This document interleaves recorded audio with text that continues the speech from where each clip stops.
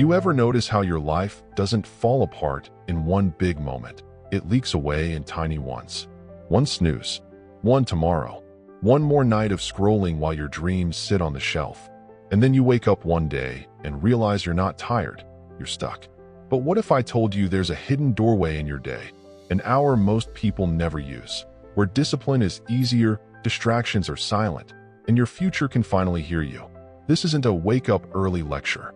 This is a true-to-life story about a man who was drowning in bills and bad timing, until he borrowed the morning and rebuilt everything. And the turning point? It happened before sunrise. In a city that never seemed to rest, Rafiq felt like his life was on pause. He was 31 and worked nights as a parking attendant outside a private hospital.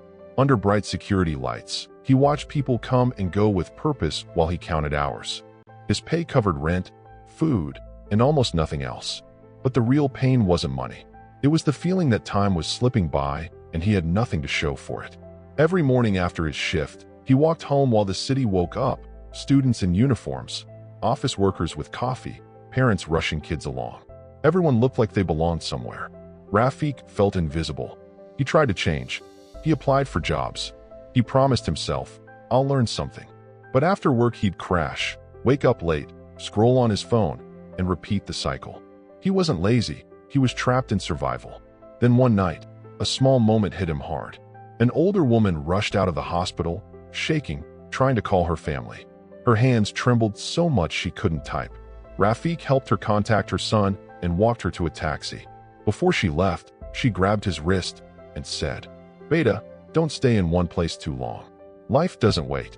That sentence stayed with him like a warning. A few days later, just before dawn, Rafiq stopped at a roadside tea stall. The streets were quiet.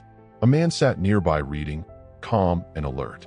Rafiq noticed the time, 5:10 a.m., and asked, "Sir, why are you awake this early?" The man smiled. "Because the morning is the only time the world leaves you alone." His name was Salim. Not a celebrity, not rich. A bus dispatch supervisor. Ordinary life, uncommon discipline. When Salim heard Rafiq worked nights and slept through the day, he nodded. "I'm not telling you to sleep less," Salim said. "I'm telling you to sleep smarter." Then he offered a challenge. "Give me 90 mornings. No motivation. Proof." On a napkin he wrote, 5 to 6 o'clock equals skill. 6 to 6:30 equals body. 6:30 to 7 o'clock equals plan plus practice. Pick one skill you can sell, Salim said. Just one. Rafiq chose Excel and basic reporting because every office needed it. The first week was painful. His alarm rang and his mind begged to quit. Just today? Start tomorrow. But he remembered, life doesn't wait. So he did the boring work. Tutorials, practice sheets, notes. At 6 a.m., he walked. No gym, just discipline. Day by day, his brain adapted. Around week 3, he woke before the alarm. Not excited, ready. Then he built something real.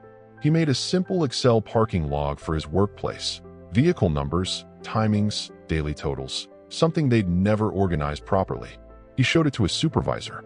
The supervisor stared. "You made this?" Rafiq said, "Yes." That one spreadsheet changed how people treated him. He wasn't just the parking guy. He was useful, trustworthy, skilled. Soon he was pulled inside to help with records. Then basic reports. Then an admin opening appeared, and Rafiq had proof he could do it. On the 90th morning, he returned to the tea stall and said to Salim, "I didn't miss." Salim nodded. "Good. Now don't treat this like a challenge you finished. Treat it like a person you became." A year later, Rafiq wasn't famous. He wasn't a millionaire, but he had stability, growth, and pride. And he still woke early, not because he had to, but because that quiet hour built the version of him that refused to stay stuck. So here's the message. Your life doesn't change in one big speech. It changes when you make a small promise, and keep it when nobody is watching.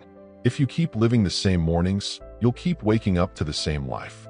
But if you can win 1 hour, just one, you can start winning your future. So tonight, don't promise yourself a new life. Promise yourself a new morning.